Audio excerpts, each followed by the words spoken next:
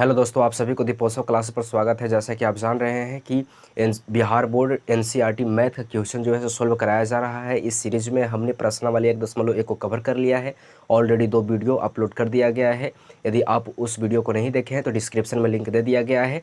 Description में जाकर उस वीडियो को पहले देख लें, क्योंकि उस वीडियो में महत्वपूर्ण क्वेश्चन को करवाया गया है, जिसमें प्रश्नावली 1.1 को कवर किया गया है। इस क्लास में हम लोग प्रश्नावली 1.2 को कवर करेंगे और चलते हैं अपने क्वेश्चन की ओर। पहला क्वेश्चन कहता है कि निम्नलिखित संख्याओं को अभाज्य गुणनखंडों के गुणनफल के रूप में व्यक्त कीजिए। यदि आप पेन और कॉपी के साथ नहीं बैठे हैं तो पहले बैठ जाइए, क्योंकि आपको जब हम बताएंगे यहाँ तो आप नोट करते जाएंगे, तो उसमें पढ़ने में आपको कॉन्सेप्ट क्लियर होता जाएगा। ठीक है, तो पहला क्वेश्चन को सॉल्व करेंगे गुणनखंड विधि से।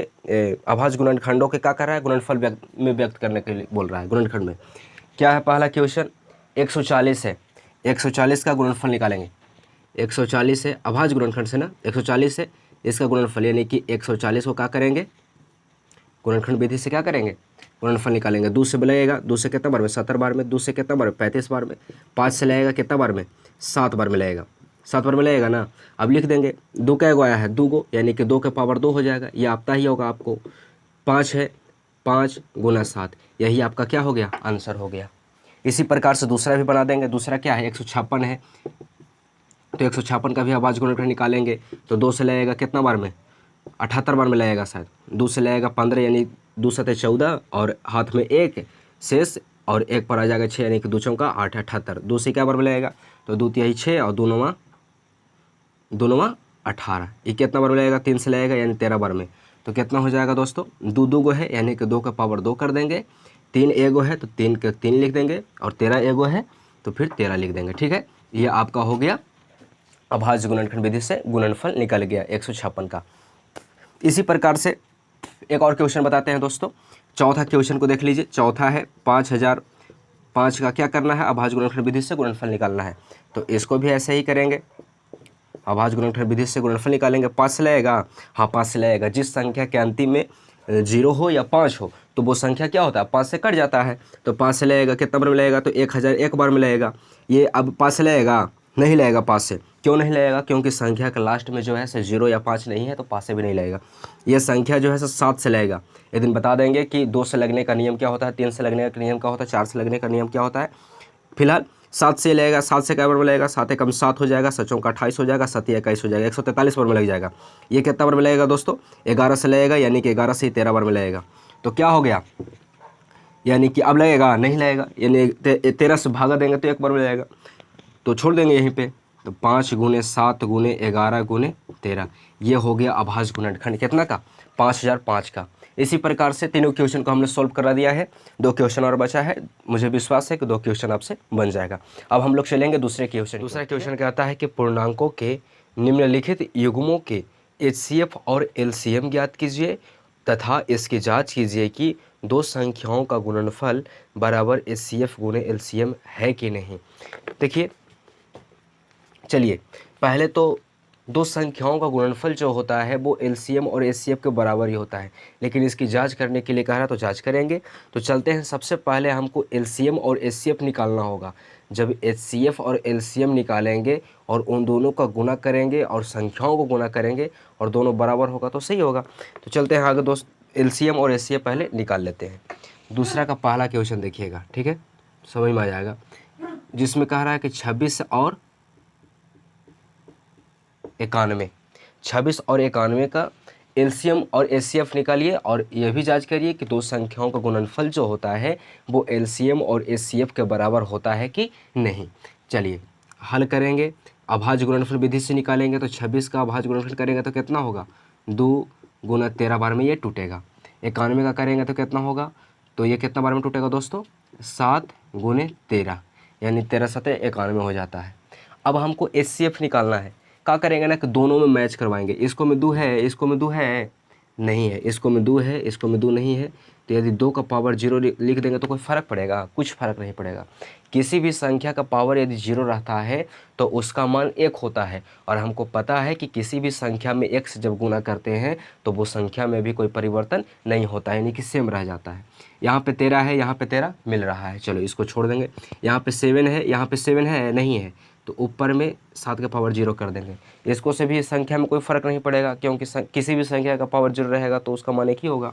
अब HCF निकालने के लिए क्या करेंगे कि जो संख्या दिया हुआ है, जो गुणनफल है, गुणनफल जो है वो दोनों संख्याओं में मैच करवाएंगे। मान लीजिए कि यहाँ पे 2 है, यहाँ पे भी 2 है, और जो जिसका पावर छोटा होगा उसी को लिख देंगे HCF में। तो HCF बराबर HCF यानी कि हाईएस्ट कॉमन फैक्टर निकाल रहे हैं। यहाँ पे 2 है, इसको में 2 है, यानी 2 का पावर यहाँ 1 न है, कुछ न है तो 1 है। यहाँ पे 2 का पावर 0 है तो 2 का पावर 0 न हो जाएगा, गुने यहाँ पे 13 है, यहाँ पे भी 13 है, और दोनों पर पावर क्या है 1 है, सेम है। तो 2 के लिए क्या कर देंगे, एगो लिख देंगे। यहाँ पे 7 का पावर 1 है, यहाँ 7 का पावर 0 है, तो 7 का पावर 0 हो जाएगा। हमको पता है कि किसी भी संख्या का पावर 0 रहता है तो उसका मान 1 होता है, तो इसका मान तो 1 हो जाएगा। यहाँ पे 13 है तो 13 हो जाएगा, और यहाँ पे 7 है तो 7 का पावर 0 है तो 1 हो जाएगा, यानी कि 13 HCF निकल गया। HCF का मतलब होता है कि वह बड़ी से बड़ी संख्या निकालिए, वह हाईएस्ट कॉमन फैक्टर निकालिए जिसको से संख्या जो है से पूरी कट जाए। तो 13 ही सबसे बड़ी संख्या है जिसको से 26 भी कट जाएगा और 91 भी पूरा कट जाएगा। HCF निकल गया हमारा 13। अब LCM निकालेंगे। LCM में क्या करेंगे कि दोनों संख्या को मैच करवाएंगे, दोनों गुणनफल को मैच करवाएंगे, और दोनों गुणनफल में जिसका पावर सबसे बड़ा होगा उसको लिख देंगे। तो यहाँ पे 2 है, 2 का पावर 1 है, यहाँ पे 2 का पावर 0 है, तो 2 का पावर 1 ना हो जाएगा, यानी कि 2 हो जाएगा, गुण। यहाँ पे 13 है, यहाँ पे भी 13 है, 2 को 13 के लिए को 13 लिखा जाएगा। यहाँ पे 7 का पावर कितना है 0 है, यहाँ 7 का पावर कितना है 1 है, तो बड़ा 7 का पावर 1 वाला ना है तो ये लिखा जाएगा। अब इसको गुना कर दीजिए, 13 दूनी 26, 26 गुने 7 कितना हो जाएगा दोस्तों, 7 छक कितना हो जाएगा, 7 छक 42 हो गया, हाथ में 4 हो गया, 7 दूनी 14, 14 और 4 कितना हो गया 18, यानी कि 182। अब हम लोग क्या करेंगे, सिद्ध कर देंगे। अब जांच कर लेंगे कि संख्याओं का गुणनफल बराबर HCF और LCM गुने HCF है कि नहीं। अतः संख्याओं का गुणनफल बराबर LCM गुने HCF। अगर तो संख्या का गुणनफल कौन है, 26 और 91 संख्या है, तो 26 गुने 91 कर देंगे, बराबर में क्या करेंगे, LCM कितना है 182 है, तो 182 कर देंगे, गुना कर देंगे कितना 13 है, तो 13 हो जाएगा गुना। ठीक है, अब देखिए इसको से गुना करिएगा तो क्या होगा, कर लीजिए, एक एक विधि से कर लेते हैं। 1 से करेंगे तो 6, 2 9 6 कितना हो जाएगा 54 हो जाएगा, हाथ में 5 बचेगा, 9 दूनी 18, 18 5 कितना होता है दोस्तों 23 होता है, यानी कितना हो जाएगा गुना करके 6 6 यानी कि 2366। इसको गुना करिए तो 13 3 से गुना करिए, 3 दूनी 6, 8 3 की 24, 24 और 24 के 4, हाथ में 2, 3 एकम 3, 3 और 2 कितना हो गया 5, 1 से गुना करेंगे तो 2 8 और 1, ये कितना हो जाएगा 6 6 8 5 13 और 2, यानी कि 2366 और 2366 आ गया, दोनों सत्यापित हुआ ना। और इसी को तो हम लोगों को क्या करना था, जांच करना था, तो जांच भी हो गया, यही हमारा आंसर हो गया। ये दूसरा का पहला क्वेश्चन था। और दो संख्याओं का जो गुणनफल होता है उसका गुणनफल जो होता है वो उसके LCM और HCF के गुणनफल के क्या होते हैं, बराबर होते हैं। तो दो संख्या 26 था, 91 था, इसको गुना किए तो 2366 आया, और 26 और 91 का LCM 182 और HCF 13 आया, इन दोनों गुणनफल की गुना किए तो 2366 आया। दोनों सेम आ गया कि नहीं, ये दो संख्याओं के लिए ही लागू होता है। ठीक है, इतना आपको समझ में आ गया होगा। ये दूसरा का पहला क्वेश्चन था। अब हम लोग चलेंगे दूसरा क्वेश्चन। ये दूसरा का पहला क्वेश्चन था। यदि आपको समझ में आ गया हो तो इसको स्क्रीनशॉट ले सकते हैं, या वीडियो को पॉज करके आप इस क्वेश्चन के सॉल्यूशन को उतार सकते हैं। ठीक है, तो दूसरा क्वेश्चन इसी प्रकार से बनेगा, उसको बताना पड़ेगा, उसको भी बता देते हैं। ठीक है, ऐसे तो बन जाएगा, दूसरा का दूसरा ही बन जाएगा। दो क्वेश्चन है, उसको आपको घर से ही बनाना है, दूसरा का दूसरा और दूसरा का तीसरा। ठीक है, अब हम लोग चलेंगे तीसरे क्वेश्चन की ओर। यदि आपसे नहीं बनता है दूसरा का दूसरा या दूसरा का तीसरा क्वेश्चन नहीं बनता है तो कमेंट करिएगा। अगर प्रॉब्लम होगा तो मैं स्पेशल उसके लिए भी एक वीडियो बना दूंगा, अगले क्लास में उसको कवर कर लूँगा। अब चलेंगे दूसरा प्रश्नावली 1.2 के तीसरा क्वेश्चन को और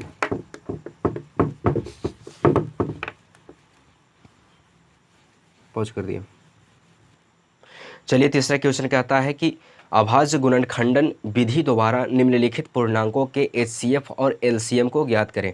दूसरा में जो था सो 2 संख्या दिया हुआ था, लेकिन तीसरा में जो है 3 संख्या दिया हुआ है। जैसे तीसरा का पहला देखिए, तीसरा का पहला, जिसको मैं कौन कौन सी संख्या है, 12 है, 15 और कितना है दोस्तों, 21 है। इसका क्या करना है, एलसीएम और एचसीएफ को निकालना है, एलसीएम और एचसीएफ ज्ञात करना है। तो अभाज्य गुणनखंड विधि से ना, तो अभाज्य गुणनखंड करेंगे इसका, तो 12 को तोड़ेंगे तो कितना बार में टूटेगा, 2 गुने 2 गुने 2 दूनी 4, 2 तिहाई 6। इसको आप रफ में ऐसे कर सकते हैं, ठीक है, ऐसे, यानी कि 2 2 यानी कितना हो गया, 2 गुने 3, यानी कि इसको लिख सकते हैं 2 का पावर 2 गुने 3, ऐसे लिख सकते हैं कि नहीं, लिखा जाएगा। 15 को करेंगे, 15 को तोड़िए तो कितना बार में, 3 गुने 5, यही बार में टूटेगा। अब 21 को तोड़िए, 21 को तोड़िएगा तो कितना, 3 गुने 7 बार में टूटेगा। अब मैच करवा लेंगे, अंक दोनों में, तीनों में मैच कर रहा है कि नहीं। यहाँ 2 है, 2 का पावर वाला है, इसको में 2 का पावर वाला है नहीं है, तो इसको में 2 का पावर 0 कर देंगे, तो कोई फ़र्क पड़ेगा। यदि किसी भी संख्या का पावर 0 करते हैं तो उसका मान 1 होता है, या ऑलरेडी आपको पता ही है। तो इसको में भी कर देंगे, इसको में 3 है, इसको में 3 मिल रहा है, इसको में भी 3 मिल रहा है, इस तब कोई दिक्कत नहीं है। इसको में 5 है, लेकिन इसको में 5 है नहीं है, तो इसको में 5 के पावर 0 कर देंगे। इसको में 5 है नहीं है, तो 5 के पावर 0 इसको में भी कर देंगे, ठीक है। इसको में 7 मिल रहा है, 7 मिल रहा है ना, इसको में 7 मिल रहा है नहीं, इसको में भी 7 मिल रहा है नहीं, मिल रहा है, तो 7 के पावर 0 कर देंगे, इसको में भी 7 के पावर 0 कर देंगे।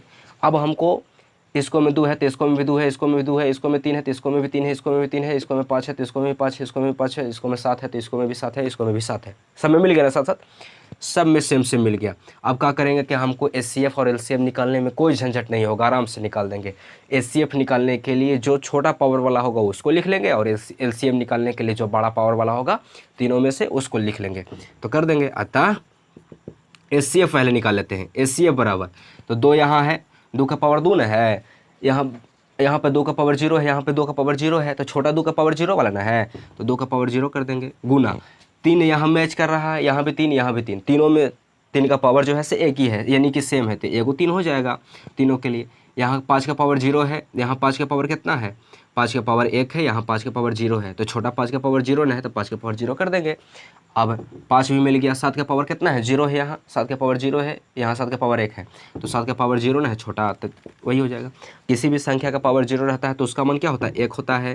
3 गुने इसका भी 1 हो जाएगा, इसका भी 1 हो जाएगा, यानी कि क्या हो गया हमारा एचसीएफ कितना हो गया, 3।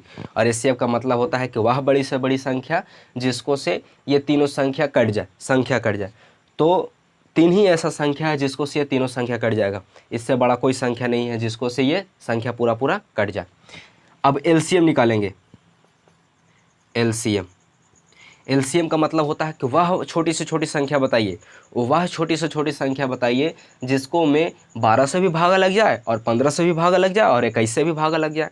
तो एलसीएम निकालने के लिए बड़ा पावर होता है, उसको लिखते हैं। तो 2 का पावर यहाँ कितना है, 2 है, इसको में 2 का पावर 0, 2 का पावर 0, बड़ा 2 का पावर 2 ना है, तो इसको लिख देंगे।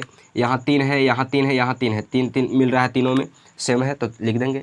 यहाँ 5 का पावर 0 है, यहाँ 5 का पावर 1 है, यहाँ 5 का पावर 0 है, तो 5 का पावर 1 वाला ना बड़ा है, तो 5 लिख देंगे डायरेक्ट।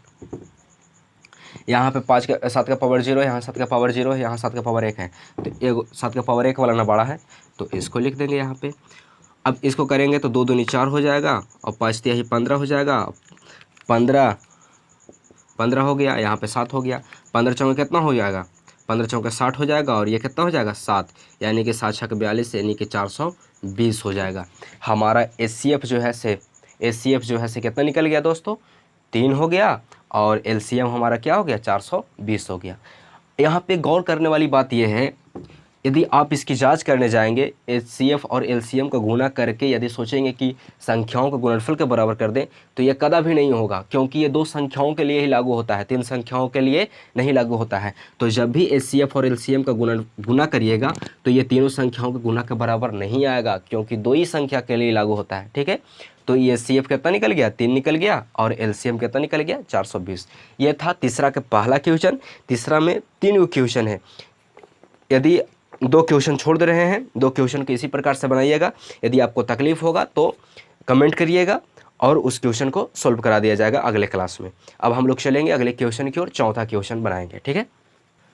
अब चलेंगे आगे दोस्तों, चौथा क्वेश्चन की ओर चलेंगे। चौथा क्वेश्चन कह रहा है कि एचसीएफ दे दिया है, दो संख्या है, एक 306 संख्या है और 306 संख्या है, और कितना संख्या है, 657 संख्या है। और इस संख्या का HCF कितना है, इस संख्या का HCF जो है से 9 है। ठीक है, अब कह रहा है कि LCM ज्ञात कीजिए। तो एक फॉर्मूला होता है, HCF यदि दिया हुआ है तो LCM निकालने के लिए फॉर्मूला होता है संख्याओं का गुणनफल। क्या होता है दोस्तों, संख्याओं का गुणनफल बटा LCM कह रहा है तो HCF को बटा कर देंगे। यदि LCM दे रहता, अब HCF निकालने के लिए कहता तो संख्याओं का गुणनफल बटा LCM कर देते। यहाँ पे LCM निकालना है तो संख्याओं का गुणनफल बटा HCF कर देंगे।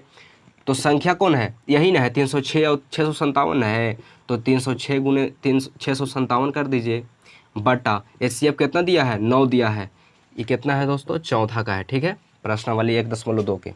अब 9 से इसको में भागा दीजिए, तो 9 से देखिए कितना बार में कटेगा, 9 सते 63, हाथ में कितना 2 घट के आएगा 2 और 9 तिया 27, यानी कि 73 बार में, यानी कितना हो जाएगा 306 गुने 73।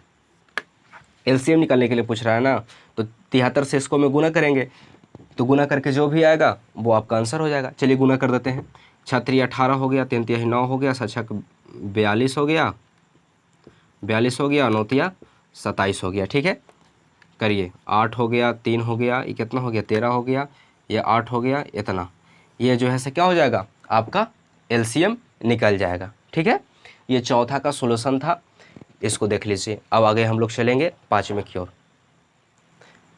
यहाँ पे 7 नहीं दोस्तों, यहाँ पे 1 होगा, काहे कि 7 या 21 न होगा, तो यहाँ पे 21 यानी कि 1, तो 9 4 13 हो गया, और 13 और 13 में के 3 हो गया, हाथ में 1 बचा, 1 और 1 2, यानी कि 22,338 LCM निकल गया। ये था 4 का। अब हम लोग चलेंगे चौथे क्वेश्चन, 5वें क्वेश्चन की ओर। चलिए 5वां क्वेश्चन कहता है, कह रहा है कि जांच कीजिए कि क्या किसी प्राकृत संख्या n के लिए संख्या 6 के पावर n अंक 0 पर समाप्त हो सकता है। यानी कि 6 के पावर में यदि प्राकृत संख्या को करेंगे, प्राकृत संख्या किसको कहते हैं, गिनती की संख्या को कहते हैं, यानी कि 1 से गिनती होने वाली संख्या को। यानी 6 के पावर 1 करेंगे तो क्या लास्ट में 0 आ सकता है, 6 के पावर 2 करेंगे तो 36 होगा, लास्ट में 6 आ रहा है, 0 आ सकता है, नहीं आ सकता है। तो इसी की जाँच करनी है, इसी की जांच करना है। ठीक है, तो 5वां क्वेश्चन को हम लोग बनाएंगे। ठीक है, 5वां क्वेश्चन, प्राकृत संख्या n बराबर 1 लिख लेंगे, 1 2 3 4 ऐसे करते करते चल जाएंगे इन्फिनिट तक। ठीक है, इसको लेने पर, ठीक है, अब क्या करेंगे कि 6 के पावर n बराबर, जब n बराबर 1 लेने पर, डायरेक्ट लिखिए, n बराबर 1 लेने पर तो क्या हो जाएगा, 6 के पावर 1 करेंगे तो कितना हो जाएगा, 6 हो जाएगा, यानी कि 2 गुने 3 बार में टूटेगा, लास्ट में 0 आया, नहीं आया। 6 के पावर 2 करेंगे तो 6 गुने 6 होगा, कितना बार में टूटेगा, तो 2 गुने 3 गुने 2 गुने 3, यानी कि लास्ट में 6 आया, 0 आया, नहीं आया। 6 के पावर 3 करेंगे तो 6 गुने 6 गुने 6 गुने, तो इसी पैटर्न पर टूटेगा, लास्ट में 0 आएगा ही नहीं। तो इस प्रकार से जांच हो जाता है कि किसी प्राकृत संख्या n के लिए 6 के पावर n के अंत में 0 नहीं आ सकता है। तो लिख देंगे, अतः आंसर से ही, क्वेश्चन से ही आंसर लिख देंगे किसी प्राकृत संख्या, अतः किसी प्राकृत संख्या n के लिए, किसी प्राकृत संख्या n के लिए 6 के पावर n के अंत में 0 नहीं आ सकता है। ये आपका सत्यापित हो गया, जांच हो गया, नहीं आएगा। ऐसे 6 के पावर 4 तक 4 बैठाइएगा तो भी गुणनखंड के लास्ट में 0 नहीं आएगा। ये 5 को क्वेश्चन था, जो भी क्वेश्चन पूछा जाएगा, जितना भी क्वेश्चन बताया गया, ये 2 नंबर में पूछा जाएगा, जिसको में से ये सभी 5 क्वेश्चन जो है से महत्वपूर्ण क्वेश्चन है, क्योंकि NCERT का है, जो बिहार बोर्ड 10th में आने की संभावना है। इसलिए इन 5 क्वेश्चन का रिवीजन सही ढंग से कर लीजिएगा। यदि आपको समझ में नहीं आया है तो आप जो है से कमेंट कर सकते हैं और अपना सुझाव दे सकते हैं या अपनी परेशानी को बता सकते हैं। इसी के साथ अगले क्लास में अगले दिन मिलेंगे और नए टॉपिक के साथ। अगर चैनल से नहीं जुड़े हैं तो चैनल को सब्सक्राइब करके चैनल से जुड़ जाएं। जय हिंद, जय भारत।